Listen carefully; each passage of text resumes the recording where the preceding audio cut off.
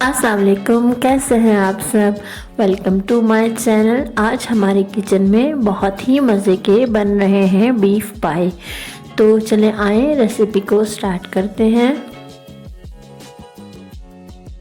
मैं यहाँ पे एक पाया ले रही हूँ, बड़ा है जो कि काफ़ी, और मैंने इसे 3 लीटर पानी में बॉईल करने के लिए रख दिया है। जब इसमें एक बॉईल आ गया है इस तरीके से, तो मैंने इसमें एक बड़ा प्याज, एक दरमियाने साइज़ का टमाटर और 2 चम्मच भर के लहसुन अदरक का पेस्ट शामिल कर दिया है।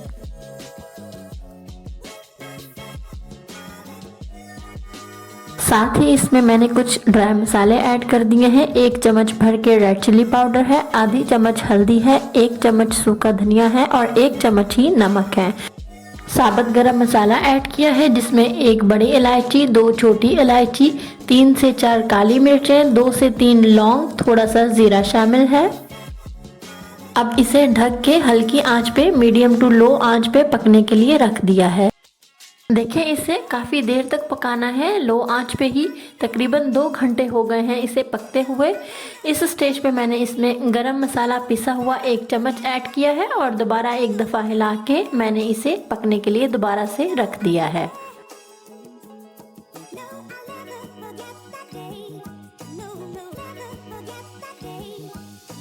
देखिए, इसे पकते हुए तकरीबन 4 घंटे के आसपास हो चुका है। लो आंच पे ये पक रहा है। इसकी शेप कुछ ऐसे आ चुकी है।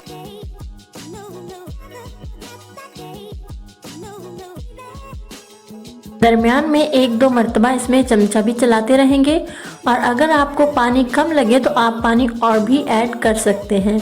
देखिए, इसे पकाते हुए हमें 5 घंटे हो चुके हैं और ऑयल भी ऊपर अच्छे तरीके से आ चुका है। इसमें कोई एक्स्ट्रा ऑयल नहीं डालना, पाए का अपना ही ऑयल बहुत ज़्यादा रिलीज़ हो जाता है। तो हमारी डिश बिल्कुल तैयार है। अब मैं इसे डिश आउट करती हूँ। तैयार हैं बहुत ही मज़े के गर्मा गर्म बीफ पाए।